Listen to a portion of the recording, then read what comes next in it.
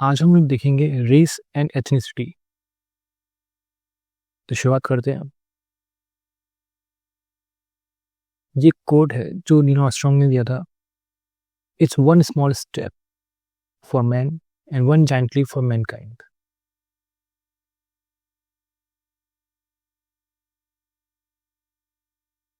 अब हम लोग बात करते हैं रेस की। अब रेस क्या है?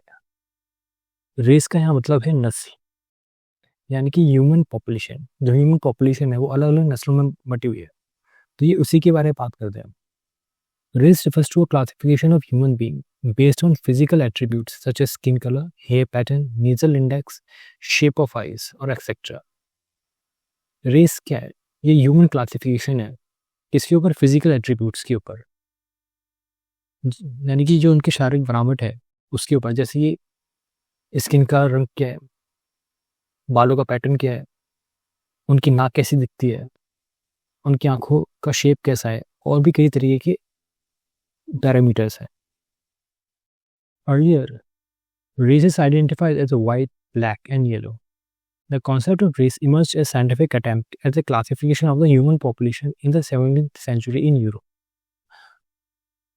पहले जो जो थ्योरीज हैं वो सिर्फ ये आइडेंटिफाई कर पाती थी कि इस दुनिया में सिर्फ 3 तरह के लोग रहते हैं, यानी जिनके 3 स्किन कलर हैं वही ह्यूमन रेस है, जिसमें वाइट, सफ़ेद, ब्लैक और या फिर पीली स्किन देखने वाले लोग को ही ह्यूमन रेस समझा जाता था। दरअसल पहली बार अटेम्प्ट किया गया था 17th सेंचुरी में स्टार्ट हुआ था, जहाँ ह्यूमन क्लासिफिकेशन को साइंटिफिक पैमाने पर क्लासिफाई किया जाए।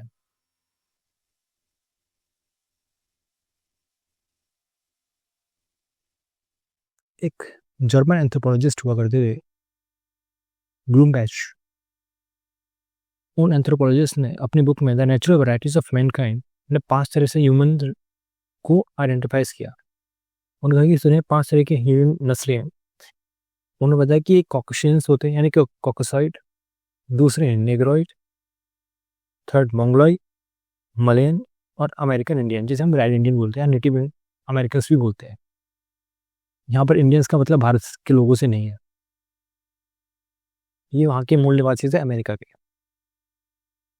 ये थ्योरी पुरानी है, काफ़ी पुरानी है, 17th सेंचुरी के आसपास की, और आज के समय इसको कोई वैलिडिटी नहीं मानता है। हाँ, लेकिन फिर भी काफ़ी हद तक उन्होंने इसे क्लासीफाई किया था, तो एक तरीके का बेडरॉक सिस्टम माना जाता है, यानी कि एक तरीके को पैरामीटर, यानी कि एक नींव दी थी। लेकिन आज के समय इसकी जो थ्योरीज हैं वो वैलिड नहीं है, बस ये सिर्फ समझने के लिए है।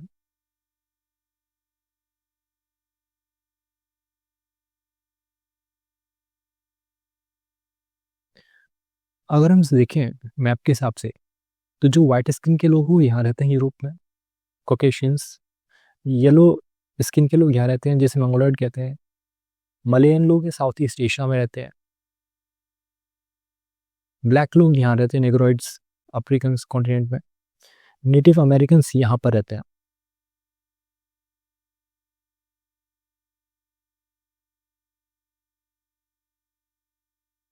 अब लोग देखते हैं कि एक बाय एक, 1 by 1 करके रेसेस के बारे में।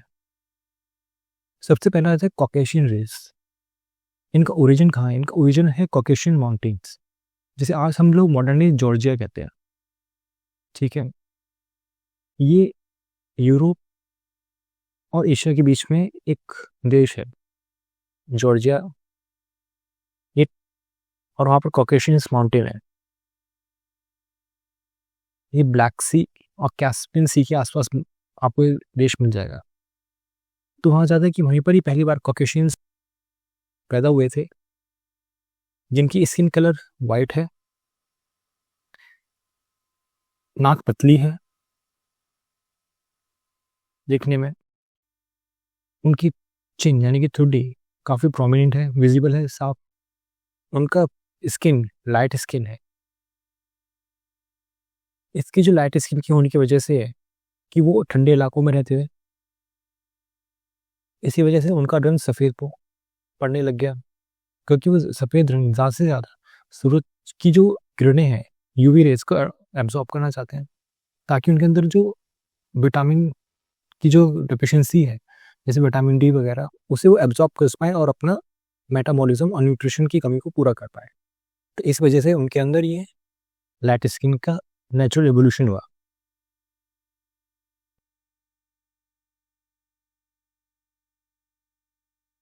आज के हम नेग्रो ड्रेस को देखते हैं, ये एक इथोपियन ओरिजिन है जहाँ पर हमें डार्क पिगमेंटेशन मिलती है उन लोगों की स्किन की। अच्छा, डार्क पिगमेंटेशन से पहले हम ये देखते हैं कि इथोपियन ओरिजिन है क्यों है इनका। इनका इथोपियन ओरिजिन इसलिए क्योंकि आपने सुना होगा एक लूसी नाम की एक एप मिली थी जिसे मदर ऑफ ह्यूमन काइंड माना जाता है, कि जहाँ पहली बार जो एप्स थे वो अपने 4 पैरों को छोड़कर 2 पैरों पर चलना शुरू किया था। इसी वजह से उसे मदर ऑफ ह्यूमन काइंड कहा जाता है, यानी कि लूसी को। और वो कहाँ पर मिली थी, उसका कंकाल हमें इथोपिया के अंदर देखने को मिला था। वहाँ पे जब ह्यूमन रेस पैदा हुई तो न्यूग्रेट की फेशियल फीचर्स क्या थे, उनकी डार्क स्किन होती है, पिगमेंटेशन, जो पिगमेंट्स होते हैं वो डार्क हो गए। उसकी वजह था कि वो लोग इक्वेटर के पास थे, वहाँ का नेचुरल एनवायरनमेंट भी इस तरीके का था कि वहाँ पर काफ़ी गर्मी पड़ती थी, यूवी रेस काफ़ी ज़्यादा थी तेज़।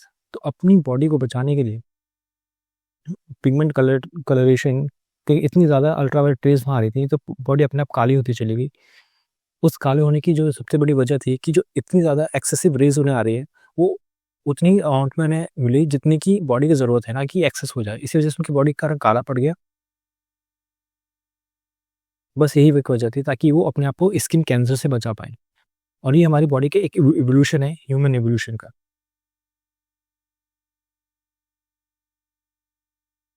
इसी के साथ हम देखते हैं कि जो उनके बाल हैं वो काफ़ी घुंघराले देखने को मिलते हैं।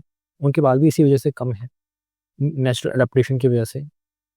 उनकी लंबी हाइट होती है, वो काफ़ी अच्छे रनर होते हैं, क्योंकि जो अफ्रीकन प्लेन है वहाँ पर को पेड़ कम मिलेंगे, घास से ज़्यादा मिलेंगे, सवाना, ठीक है, जिससे उनका रन भागने में काफ़ी तेज़ है। कई सारे ट्राइब्स आपको देखने मिलती हैं इन्हीं वजहों से। उनकी काफ़ी मस्कुलर बॉडी नहीं होती, बल्कि स्टेमिना वो काफ़ी हाई होता है इसके लिए।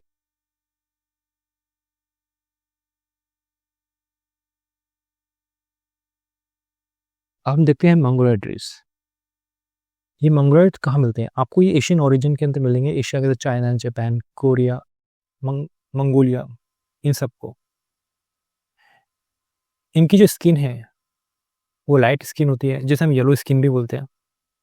आंखें छोटी होती हैं और उनकी आंखों के नीचे आईलिड्स के में फैट डिपॉजिट होता है, जिसकी उनकी आंखें हमें छोटी दिखती हैं। माना जाता है कि जो इनकी आंखें हैं वो इसलिए छोटी हैं क्योंकि जब आइस एज चल रहा था तब वहाँ पर जब ह्यूमंस आए तो उस आइस एज की वजह से वहाँ पे बर्फ में जो सूरज की रोशनी पड़ती थी वो रिफ्लेक्ट करती थी आंखों को। तो आंखों से बचने के लिए तो आंखों ने अपने आप को ही तैयार कर लिया कि वहाँ फैट डिपॉजिट करना शुरू कर दिया उस रिफ्लेक्शन से बचने के लिए, और इससे उनकी आंखें छोटे दिखने लगी, जो हमें आज भी ऐसा देखने को मिलता है।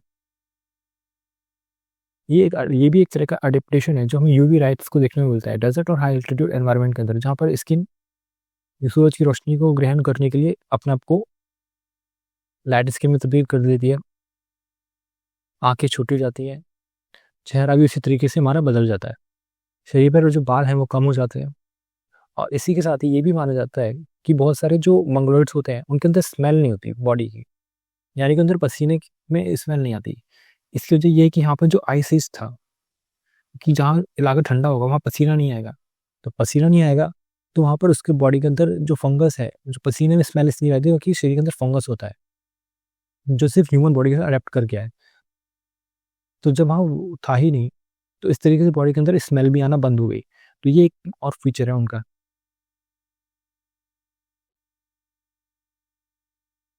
अब हम देखते हैं मलेन रेस को। मलेन रेस काफ़ी हद तक हमें ब्राउन स्किन देखने को मिलती है, थोड़ी बहुत वाइट और थोड़ी लाइट स्किन भी देखने को मिलती है। ये आपको मलेशिया, इंडोनेशिया, थाईलैंड, कंबोडिया, जो आसियान के देश हैं वहाँ पर आपको देखने को मिल जाती है। कुछ हद तक आपको भारत में भी दिखेगी, ऑस्ट्रेलिया में भी दिख जाएगी आपको, ठीक है। ये है, अगर हम देखें तो मलेन और brown race influenced by the Austro Asian languages, जहाँ पर ऑस्ट्रो एशियन लैंग्वेजेस बोली जाती हैं जैसे आसियान के अंदर। लिंग्विस्टिक कनेक्शन बिटवीन, ये एक लिंग्विस्टिक कनेक्शन है बिटवीन मेडागास्कर के अंदर, जो अफ्रीकी देश है मेडागास्कर, पोलिनेशिया, जो पैसिफिक के छोटे छोटे आइलैंड्स हैं, और साउथ ईस्ट एशिया यानी कि आसियान के देश, which were equally group into Austro Asian languages बोलते हैं। Austro Asian language family influence the idea of shared racial identity of this geographically widespread people.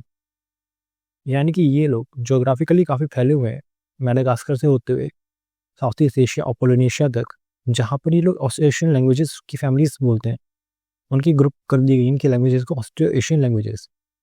साथ ही ये लोग ब्राउन स्किन दिखती है, थोड़े बहुत ये लोग हमें मंगोल जैसे दिखते हैं। सिंगापुर हो गया, थाईलैंड हो गया, कंबोडिया हो गया, इंडोनेशिया के लोग, मलेशिया के लोग, थोड़े बहुत ये हमें वाइट स्किन भी देखने को मिलती है, थोड़े बहुत ये हमें ब्राउन स्किन भी देखने को मिलती है। ये सब एक मिक्स रेस है। अच्छा, इसकी वजह क्या है? क्योंकि वहाँ का जो मौसम है इक्वेटर के पास भी है, साथ ही वहाँ घने वर्षावन भी है, तो ना तो वहाँ ज़्यादा ठंड पड़ती है, ना ही वहाँ पर अफ्रीका की तरह ज़्यादा गर्मी पड़ती है। तो इसी वजह से इन दोनों के मिक्सचर की वजह से वहाँ पर उनकी स्किन ब्राउन हो गई है, ना उनकी आंखें ज़्यादा बड़ी हुई हैं, ना छोटी हुई हैं। तो एक मिक्स सिस्टम बन गया उनके अंदर।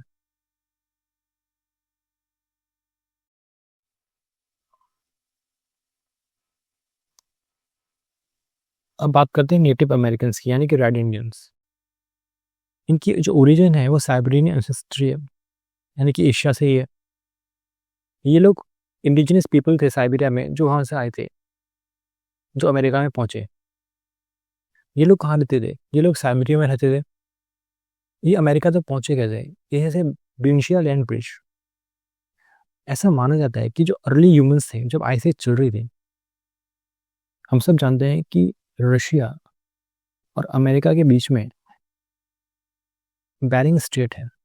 पहले आइस एज के दौरान, क्योंकि ये एक लैंड ब्रिज बन गया था आइस एज के दौरान, तो वहाँ पर जो ह्यूमंस थे वो धीरे धीरे करके यहाँ पर माइग्रेट कर गए। और ये एक बार नहीं, कई बार हुआ है। मतलब जब तक आइस एज रहा, जब तक यहाँ पर पिघली नहीं, तब तक ये माइग्रेशन चलता रहा कई दौर में। उस तरीके से यहाँ से एशिया से लोग पहुँच गए आखिरकार साइबेरिया से होते हुए अमेरिका के अंदर, जिसे हम आज के समय नेटिव अमेरिकन बोलते हैं। वेरिएबल फेशियल फीचर्स, अगर हम उनके फेशियल फीचर्स की बात करें तो कैसे दिखते हैं? उनके हाई चिक बोन्स हैं, यानी कि उठी हुई चिक बोन्स है उनकी। उनकी जो नेज़ल है, यानी कि चौड़ी नाक, आपको देखने को मिलती है काफ़ी हद तक। और ये यूनिवर्सल नहीं है इस तरह की फीचर्स दिखना उनके अंदर, क्योंकि ये वाइडली डिफर करता है from one individual to community to another. क्योंकि यहाँ पर ये एक बार में लोग अमेरिका नहीं गए, ये आइस एज के दौरान ये बार बार होता रहा है। और ये कभी एक सेंचुरी हुई, दूसरी सेंचुरी या कई दशकों में होता रहा है, जिसकी वजह से उनकी जो फेशियल फीचर्स हैं वो काफ़ी डिफरेंट नज़र आते हैं। हेयर एंड आई कलर की बात करें इन इंडिविजुअल्स की, तो उनके डार्क हेयर होते हैं और काली आँखें होती हैं, यानी कि बाल भी काले और आँख भी काली। लाइटर शेड्स होते हैं। हाँ, उनका रंग भी हल्का होता है, पर ज़्यादा ना तो गोरे दिखते हैं, ना येलो दिखते हैं और ना ही वाइट दिखते हैं। वो सिर्फ बीच का रंग है उनका, ना ही वो ज़्यादा काले है। उनका हेयर टेक्सचर भी जैसे मैं बताया काला है, काफ़ी हद तक बिखरे हुए बाल आपको नज़र आते हैं, स्मूथनेस नज़र आती है बालों में।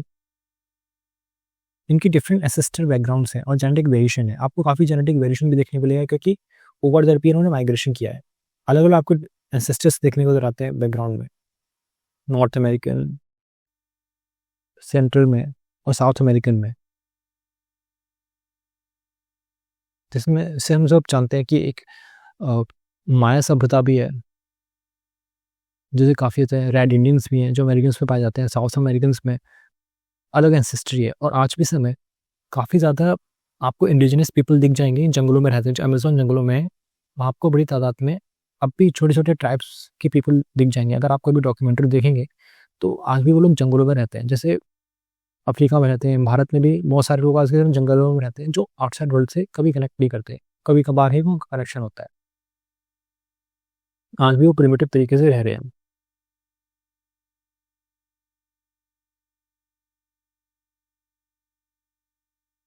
लेकिन ये जो थ्योरी थी उसका सबसे बड़ा जो दिक्कत थी, ये वो एक सूडो साइंटिफिक बिलीफ पर आधारित थी, यानी कि इसमें फैक्ट्स कम थे, जबकि इसमें बाइसनेस बहुत ज़्यादा थी। Racial theory created social hierarchies that have devastating and long-lasting impact on society. The consequences have continued to affect social, economic and political structure of today. क्योंकि सूडो साइंस थी, ये पूरी तरह से साइंस के ऊपर बेस नहीं थी। इसने एक ऐसी थ्योरीज को जन्म दिया जो सोशल हायरार्की क्रिएट करती है, जिसकी वजह से सोसाइटी के ऊपर एक बहुत बड़ा इम्पैक्ट पड़ता है आने वाले वक्त में। इसे समाज के ऊपर, अर्थव्यवस्था के ऊपर और राजनीतिक स्ट्रक्चर आज के समय जो हमें देखने को मिलता है वो इसी रेशियल थ्योरी पर आधारित देखने को मिलता है।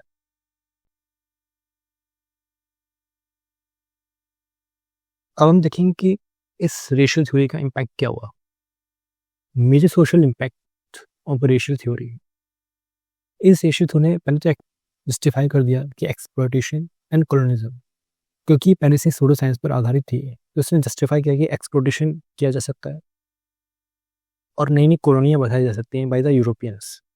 Racial theories were developed by the European scholar in 17th 18th century to justify slavery, colonial expansion, exploitation of indigenous people.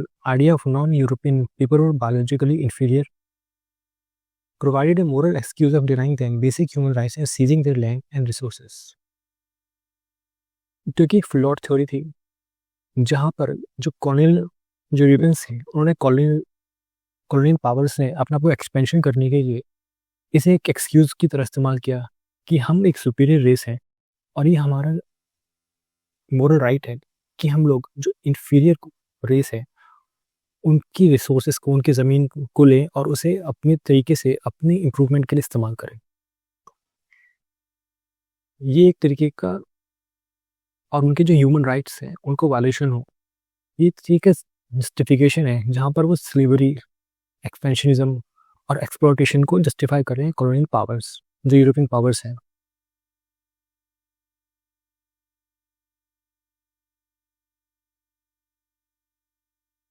It created a reinforced social hierarchies. Racial theories created rigid social stratification based on skin color, other physical traits.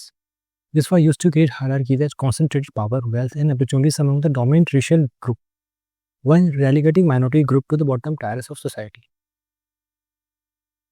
अब इन्होंने social hierarchies बना दी, क्योंकि theory तो ये कहती थी कि जो वाइट स्किन है वो सुपीरियर है अदर स्किन से, जिसके नतीजा ये हुआ कि जो पावर है वो अब डोमिनेंट जो रेशियल ग्रुप है यानी कि जो वाइट है उसके पास रहेगी, उसके पावर भी रहेगी, वेल्थ भी रहेगी, अपॉर्चुनिटीज भी उसके पास रहेंगी।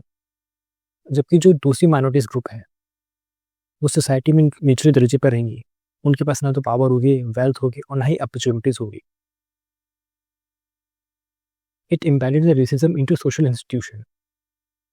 अब जो सोशल इंस्टीट्यूशन में जो रेसिज्म था, नस्लवाद था, अब वो धीरे धीरे करके उसमें पेनिट्रेट कर गया, क्योंकि जो माइंडसेट था, क्योंकि वो अब धीरे धीरे करके इंस्टीट्यूशन में अब डेवलप हो रहा है। इंस्टीट्यूशन को बना कौन रहा था? White European powers. तो अब उन्हें कंट्रोल भी कौन कर रहा था? वाइट्स। उनमें नौकरी भी कौन कर रहा था? वो वाइट्स। और किसके खिलाफ वो फैसले दे रहा था? वो थे non whites. The bias inherent in racial theory became embedded in legal system, policies, institutional practices. This lead to the institutional racism, which perpetuate unequal outcome, even the absence of overt prejudice. Overt prejudice, example को racial disparities in criminal justice, housing and education funding. अब जब disparities create होने लगी, क्योंकि अब institution बनने इस तरीके के लगे, फॉर एग्जाम्पल क्रिमिनल अदालतों के अंदर जजेस होते थे वो वाइट होते, वकील होते वो भी वाइट होते, और केस किसके अगेंस्ट लड़ा जा रहा था? जो दूसरी नॉन वाइट कम्युनिटीज थी उन्हें क्रिमिनल क्रिएट किया जा रहा था। पढ़ कौन रहा था? जो स्कूल और कॉलेज बन रहे थे वाइट, ठीक है, और किनको दूर रखा गया वहाँ पर?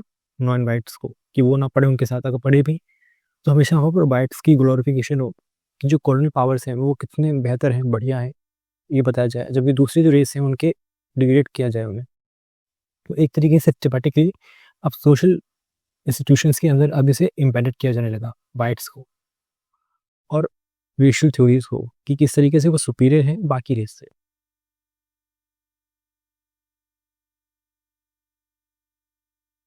Cause a significant psychological and physical harm. The constant stress of experiencing discrimination and prejudice has profound negative effect on mental and physical health of targeted individuals and communities. This can manifest anxiety, depression, hypertension, and lower self-esteem. अब नतीजा क्या हुआ?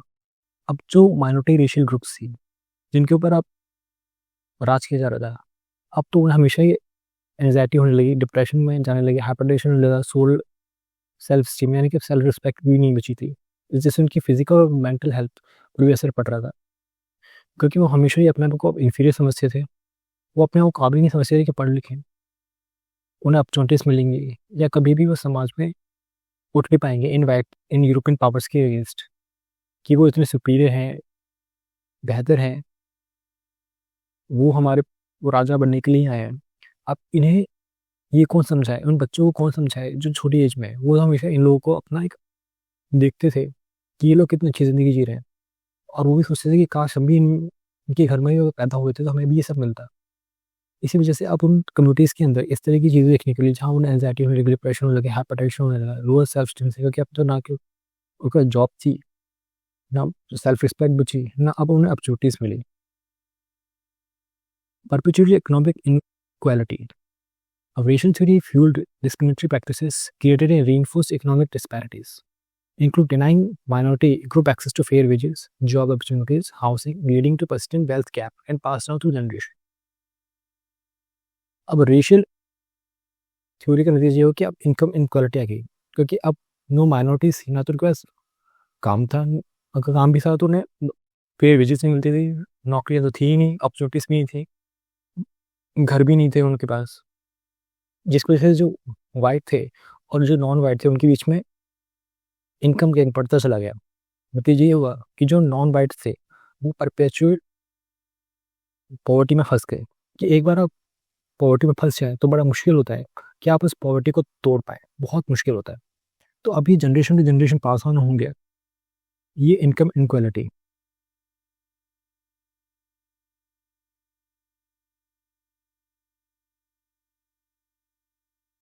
Scientific racism was used to rationalize the system of slavery and American society, apartheid in South Africa and colonialism.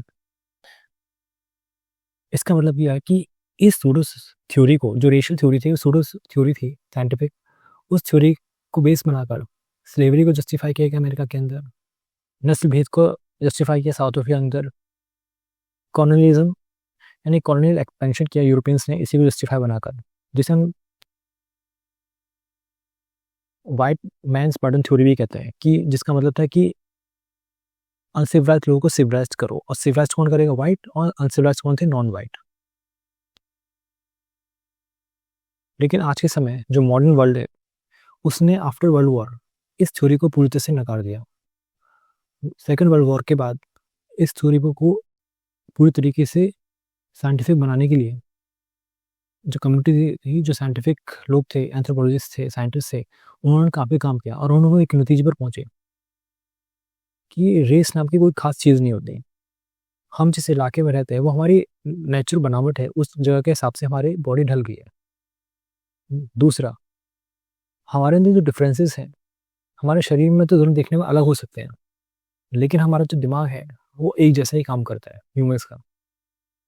इसी के साथ ही उन्होंने ये भी बताया कि जो हमारी जो आइडेंटिटी है, हमारा जो सोचने का तरीका है, वो सोशल कंस्ट्रक्ट होता है, यानी कि सामाजिक परिवेश ये तय करता है कि हम लोग कैसे हैं, किस तरीके से रहेंगे, किस तरीके हमारा विकास होगा।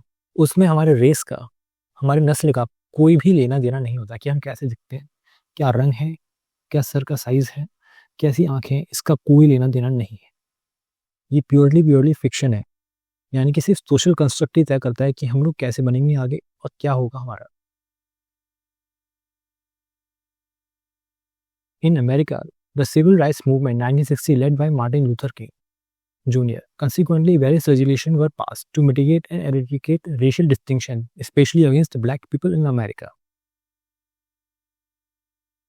अमेरिका के अंदर हम सब जानते हैं कि 1832 में भारत के अंदर जो स्लेवरी थी बैन कर दी गई थी।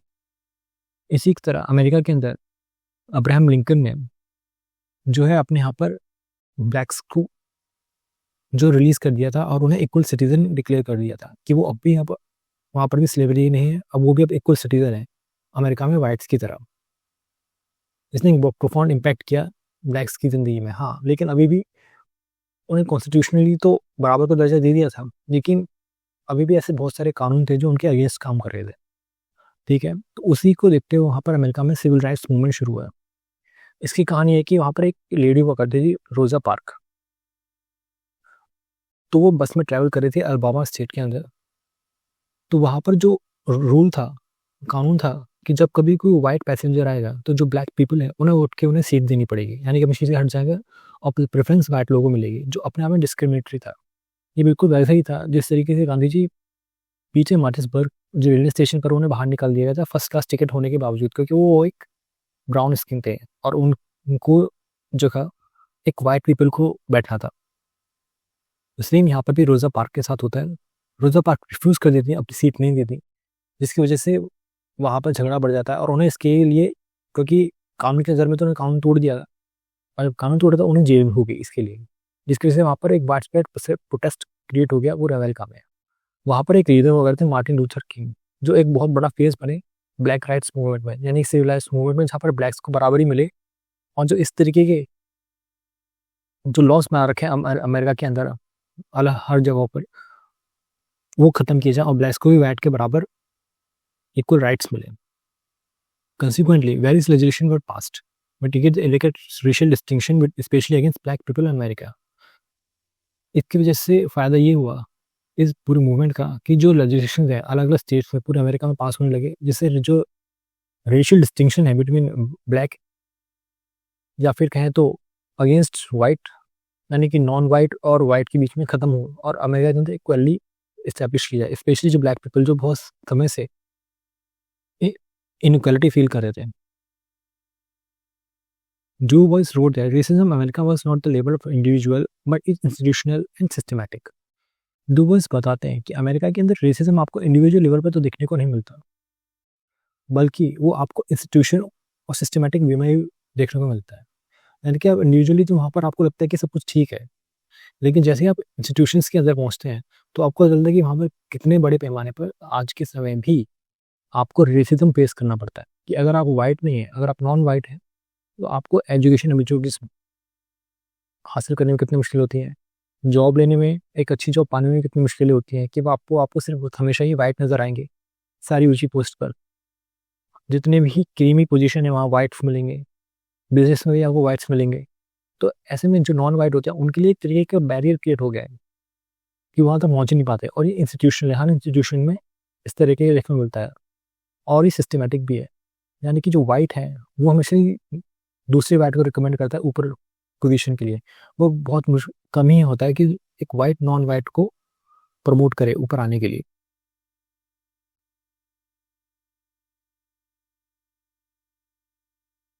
अली रतन Sai contrasted the new racism. Old racism was hard racism. He relied on the natural and biological superiority of certain race, while new racism is based on cultural differences. और अली रतन साई कहते हैं कि आज के समय में न्यू तरह का रेसिज्म देखने को मिलता है। पुराना रेसिज्म जहाँ हार्ड रेसिज्म था, जहाँ पर बायोलॉजिकली सुपीरियर बताया जाता था अपने आप को दूसरी रेस से, आज के समय आपको सुपीरियर दिखाने के लिए बायोलॉजिकल तरीका अपनाने की ज़रूरत नहीं है, बल्कि आप अपने कल्चर के थ्रू बताते हैं कि हम लोग सुपीरियर हैं दूसरे कल्चर से। फॉर एग्जाम्पल यूरोपियंस अपने आप को हमेशा ये दिखाते हैं कि सुपीरियर हैं, या अमेरिकन सुपीरियर हैं दूसरे दुनिया के लोगों से, चाहे वो चाइनीज़ हो, इंडियंस हो, अफ्रीकन्स हो। वो बताते हैं कि हम लोग उनसे ज़्यादा बेहतर हैं, हमारे यूरोपियन लॉज या अमेरिकन लॉज हमेशा ही सुपीरियर होते हैं थर्ड वर्ल्ड कंट्री से। तो वो कैसे परपेचुएट करते हैं, वो अपने कल्चर के थ्रू दिखाते हैं कि हम किस तरह से बैठते हैं, हम लोग चम्मचों से खाना खाते हैं, प्लेट्स में बैठते हैं, डाइनिंग टेबल हमारे यहाँ, जो लोग हाथों से खाना खाते हैं थर्ड वर्ल्ड के लोग, वो अनसिविलाइज हैं, ठीक है, उन्हें बैठने का तरीका नहीं आता। वो हर जगह देखो किस तरीके की बातें करते रहते हैं, इन्हें बोलने का ढंग नहीं आता, इनके पास कपड़े पहनने का ढंग नहीं, यानी कि कल्चरली वो अपने आप को प्रेजेंट करते रहते हैं कि वो कहीं ज़्यादा सुपीरियर है, ठीक है। वो उसके लिए अलग तरीके से उन्होंने कंपनियां बना रखी हैं। फैशन, पेरिस फैशन शो आप देखते होंगे, आखिर पेरिस में ही क्यों होता है, और उसका इतना बड़ा चढ़ा कर बखान क्यों किया जाता है, दिखाने के लिए कि हम लोग सुपीरियर हैं। चाहे वो सुपीरियर नहीं है, इस तरह की चीज़ें आपको दुनिया के कई और देशों में दिख जाएंगे, लेकिन उन्होंने एक तरीके का ब्रांड क्रिएट किया जानबूझ के हवा का, ताकि वो दिखा सके कि हम लोग सुपीरियर हैं। चाहे वो जर्मन्स हो, फ्रेंच हो, इटालियन हो, आपको देखने को मिलेगा इटालियन मार्बल, इटालियन पिज़्ज़ा। आपने कभी सुनने को देखा है कि अफ्रीकन पिज़्ज़ा, अफ्रीकन बर्गर वगैरह, जबकि वहाँ पर भी उनकी लोकल डिशेस भी उतनी बेहतर होंगी जिस तरह की यहाँ पर जर्मनी के, फ्रांस से, इटालियन के। लेकिन हमें लगता है कि जो भी वाइट होगी, वाइट स्किन होगी, वो बेहतर होगी, और जो चीज़ बनाते हैं वो एक स्टैंडर्ड क्रिएट करते हैं। लेकिन ऐसा नहीं है, ये जानबूझकर ये किया गया है। ये अतली रत्साइन ने बताया, ये जानबूझकर इस तरीके के अपने कल्चर को बेस्ट दिखाया गया कि यूरोपियन स्टैंडर्ड्स, अमेरिकन स्टैंडर्ड्स, कि वो हम लोग बेहतर हैं, चाहे वो खाना हो, कपड़े हों, फिल्में हों, चलने का ढंग हो, एजुकेशन हो, सब हम टॉप पर है, बाकी सब हमसे नीचे है। और इसलिए भी हर किसी को हमारे पास आना चाहिए, हमसे सीखना चाहिए भी कैसे हम लोग इस तरह से रहते हैं। अब हम देखते हैं कि अब इसी सी बात को लेकर यूनाइटेड नेशन ने एक कन्वेंशन बुलाया था, according to UN international convention on the elimination of all form of discrimination. अब यूएन ने एक कन्वेंशन किया जहाँ पर उन्होंने वादा किया कि हम हर तरीके के डिस्क्रिमिनेशंस को ख़त्म कर देना चाहिए। आज के समय में भेदभाव हो रहा है उसे ख़त्म करना चाहिए। बताया कि जैसे define as distinction between distinction, exclusion, restriction, preferences based on race, colour, descent, national or ethnic origin which impair the recognition, enjoyment of human rights and fundamental freedom on equal footing। यानी कि ऐसा कोई भी discrimination जो colour के base पे, race के base पे, डिसेंट के बेस पे, नेशनल, एथनिक हो, जो हर किसी के भी ह्यूमन राइट्स को अफेक्ट करे, उसकी रिकग्नाइज ना करे, उसके अधिकारों को, उससे उसकी आज़ादी को रोके और उसे बराबरी का हक ना दे, ऐसे किसी भी तरीके के डिस्क्रिमिनेशन को एलिमिनेट किया जाए। ये ह्यूमन इंटरनेशनल कन्वेंशन ने अपने आप में ये बात रखी थी दुनिया के सामने, और इस पर दुनिया में के सारे देशों ने इस पर एग्री किया। इसी वजह से कन्वेंशन कहते हैं कि हमें हर फॉर्म का जो डिस्क्रिमिनेशन है ख़त्म करना चाहिए। अगर हम थोड़ा और डिटेल देखें, the hashtag black lives matter, आज के समय हम देखें तो 2013 से ये मूवमेंट चल रहा है अमेरिका के अंदर, ब्लैक लाइव्स मैटर का, जहाँ पर एक यूथ था, black youth, Trevor Martin. The murder was not punished because all the juror were white which sparked a protest against an agitation। Black lives matter से शुरू हुआ था हैशटैग। जब सोशल मीडिया के ज़माने में, जब सोशल मीडिया जनरेट हुआ, तो वहाँ पर एक हैशटैग ब्लैक लाइव्स मैटर शुरू हुआ आज के समय। क्यों? क्योंकि एक जो ब्लैक था, ट्रेवर मार्टिन, उसे वहाँ पर एक मर्डर ने मार दिया था। वो मर्डर कौन था? एक वाइट था, लेकिन उसे पनिशमेंट नहीं मिली। क्यों? क्योंकि जितनी भी जो अदालतें थी, उस अदालत में जो भी जूरी बैठी हुई थी, वो जूरी वो वाइट थी, और उन्होंने बाकायदा उसे रिलीज़ कर दिया और कोई पनिशमेंट नहीं दी, जिसकी वजह से वहाँ पर जो प्रोटेस्ट थे, जो ब्लैक लोग थे, उन्होंने बाकायदा भारी प्रोटेस्ट शुरू कर दिया। अब हम ये भी देखते हैं कि जो एक और बच्चा, George Floyd, was killed by white policemen, and against the black community started protesting, demanding justice, agitating against systematic racism in America, in USA। इसी तरह से एक जॉर्ज फ्लॉयड नाम का एक बच्चा भी था, जिसे एक वाइट पुलिसमैन ने मार दिया। जब ये हुआ कि जब उसे मारा गया, तो जो जूरी थी वहाँ पर फिर से उसने बायसनेस दिखाई और बाकायदा उसे रिलीज़ कर दिया, या फिर बहुत लिटिल पनिशमेंट दी। इसका नतीजा ये था कि फिर से एक बार वहाँ पर ब्लैक कम्युनिटी ने फिर से भारी प्रोटेस्ट शुरू किया। उन्होंने डिमांड किया कि हाँ, इस तरह की सिस्टमेटिक रेसिज्म है अमेरिका के और अमेरिकी सिस्टम के अंदर, उसे ख़त्म किया जाए। पहले तो शुरुआत है यूएसए में, बाद में ये यूरोप और ऑस्ट्रेलिया में भी फैल गया। हम इसका सिर्फ यूरोप और ऑस्ट्रेलिया में नहीं देखने को, इसका असर हमें कुछ हद तक भारत में भी देखने को मिलता है, वो हम देखेंगे आगे। Patricia hill Collins argued that dominant group use controlling images that tend to justify various forms of social injustice. Controlling images also affect how the racial minorities are perceived by the society. Example, media represents social minorities as a criminal। Patricia hill Collins कहती हैं कि जो dominant group है, एक technique use करता है controlling images का, कि सामने वाला दिखेगा कैसे। उन्होंने बताया कि इस कंट्रोलिंग इमेजेस के जरिए, यानी कि एक धारणा बनाई जाती है, हिंदी में कहें तो, यानी कि छवि प्रस्तुत की जाती है, जो डोमिनेंट ग्रुप होता है, जो दूसरे नॉन डोमिनेंट ग्रुप है यानी कि माइनॉरिटीज़ है, वो कैसे दिखेंगी सोसाइटी के अंदर। फॉर एग्जांपल, मैगजीन्स के ज़रिए, मीडिया के ज़रिए, टीवी के ज़रिए, वो हमेशा जो दूसरी माइनॉरिटीज़ से, वो हमेशा उन्हें क्रिमिनल दिखाएंगे।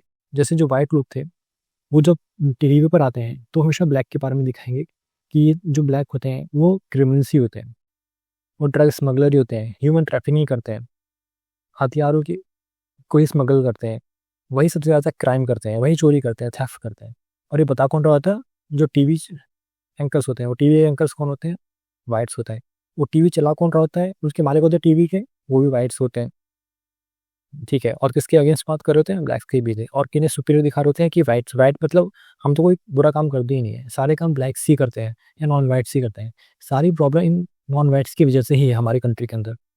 तो ये जो डोमिनेंट ग्रुप है जो वाइट का, वो हमेशा ही अपने को सुपीरियर दिखाता है, और जबकि जो दूसरी माइनॉरिटी ग्रुप है वो उनको हमेशा ही वो जस्टिस के रूप में दिखाएगा। उनके खिलाफ हमेशा ही एक ऐसी धारणा बनाएगा सोसाइटी के अंदर कि वो लोग गलत हैं। उनको देखते ही समझ जाइए कि उनके आपके साथ कुछ गलत होने वाला है। ब्लैक या नॉन वाइट मतलब बुरे लोग। इसी को कहते हैं एक धारणा बनाना, यानी कि एक छवि तैयार करना सोसाइटी के अंदर माइनॉरिटीज की।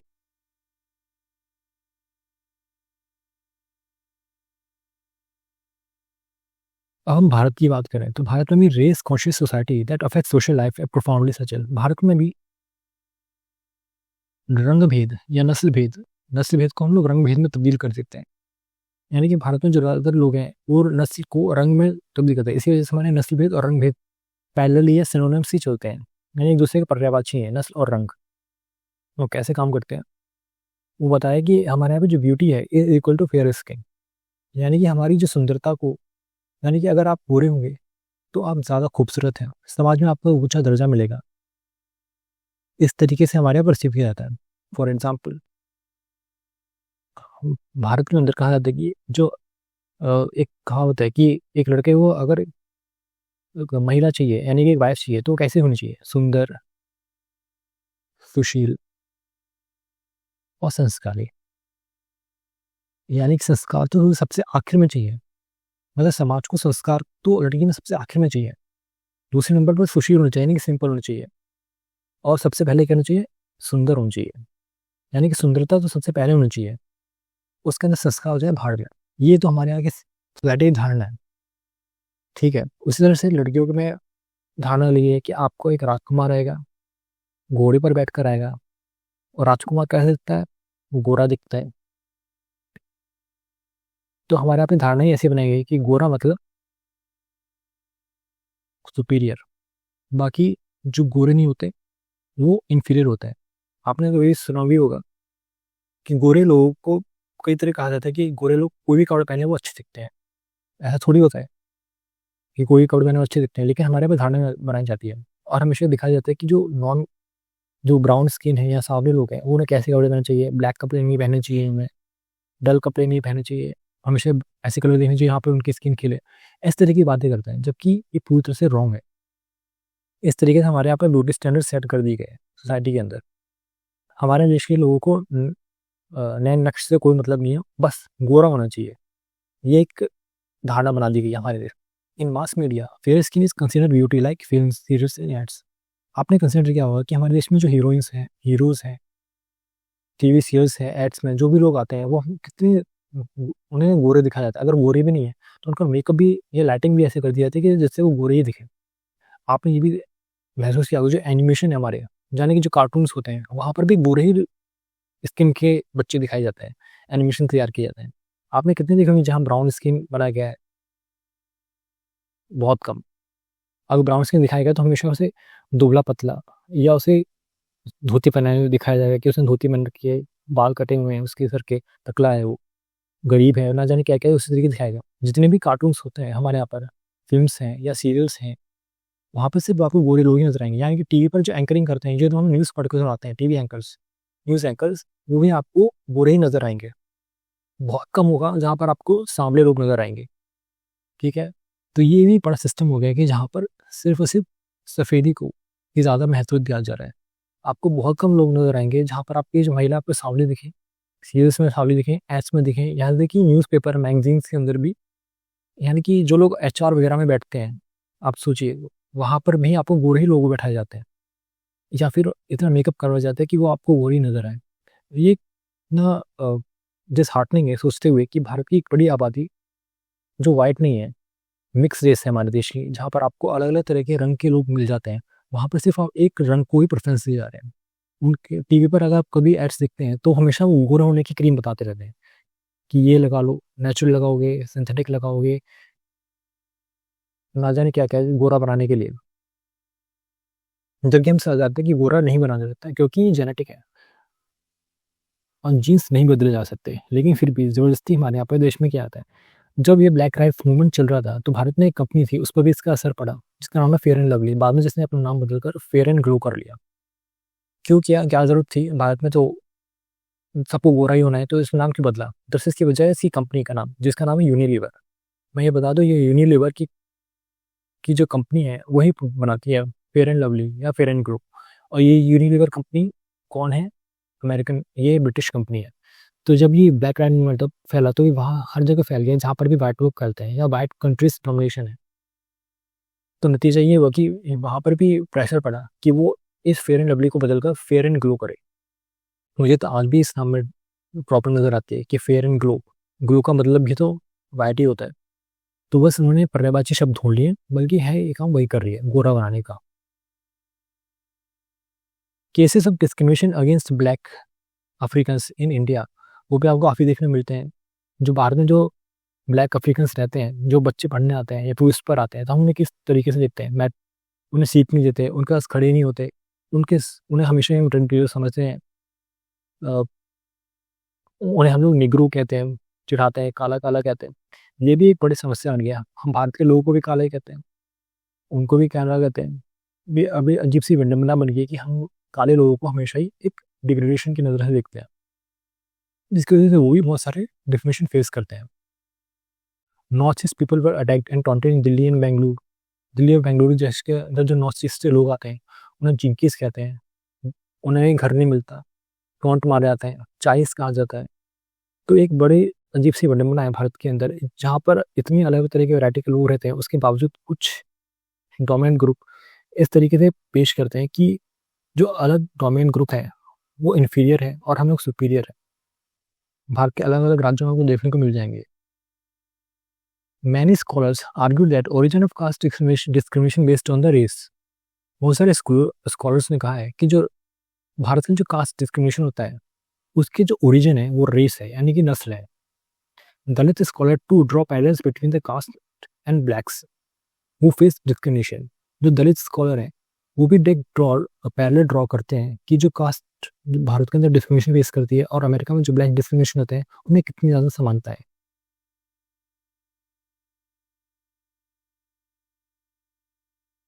सूरज यिंगड़े एक दलित स्कॉलर है। In his book Caste Matters has highlighted that there are obvious parallels between Dalits in Indian society and blacks in American history of oppression. Police brutality, incarceration, poverty, in homelessness, token representation in politics. Dalit movement in India always looked to black movement in the US for inspiration. सूरज येंगड़े बताते हैं कि किस तरीके से भारत में जो caste discrimination है दलितों के ऊपर जो होता है, और जो खासतौर से दलित डिस्क्रिमिनेशन और अमेरिका में जो ब्लैक डिस्क्रिमिनेशन है, वो एक दूसरे से काफ़ी मिलता जुलता है। वहाँ पर भी ऑपरेशन होता है, भारत में भी ऑपरेशन होता है दलितों के ऊपर। पुलिस अत्याचार करती है, जब जो है जो ब्लैक्स को ले जाती है, वहाँ पर उनके साथ जोर जबरदस्ती है, क्रूरता होती है, मारा पीटा जाता है। उसी तरीके से भारत में जो दलितों को जब पुलिस उठा के ले जाती है, उनके साथ भी जेलों में उनके साथ ब्रुटैलिटी होती है। गरीबी भी आपको देखने को मिलती है दोनों में। फिर होमलेसनेस देखने को मिलती है, बेघर हो जाते हैं ये लोग। पॉलिटिक्स के अंदर खाली इनका नाम का रिप्रेजेंटेशन है, ना तो आपको अमेरिका में देखने को मिलता है ब्लैक लोग ज़्यादा पॉलिटिक्स के अंदर, ना ही इंडिया में आपको दलित मिलते हैं ज़्यादातर पॉलिटिक्स के अंदर। सिर्फ टोकन के नाम पर रिप्रेजेंटेशन है उनका। भारत में इसी वजह से भारत के अंदर इसी वजह से जो जो भारत के में इसी वजह से दलित स्कॉलर एक हमेशा ही अमेरिकन में जो ब्लैक मूवमेंट चल रहा है उसे एक इंस्पिरेशन मानते हैं, कि वो उन्हें मोटिवेशन करता है कि जिस तरह से वो अपने अधिकारों के लिए खड़े हो रहे हैं अमेरिका के अंदर, दलित को भी इसी तरह के भारत के अंदर अपने अधिकारों के लिए खड़ा होना चाहिए। तो एक इंस्पिरेशन है अमेरिका के ब्लैक मूवमेंट भारत के दलितों के लिए। मैं ये बता दूं, for all practical purpose race in India is caste. Bharat में रेस नाम की, नस्ल नाम की कोई चीज़ तो है नहीं। भारत में हम जैसे हैं कि नस्ल और रंग को हमने एक कर दिया है, ठीक है ना। इसी वजह से भारत में जो रेस है उसे कास्ट के साथ एसोसिएट कर दिया गया है कि रेस मतलब नस्ल माने कास्ट। ठीक है, तो आज के लिए इतना ही। Thank you and have a nice day.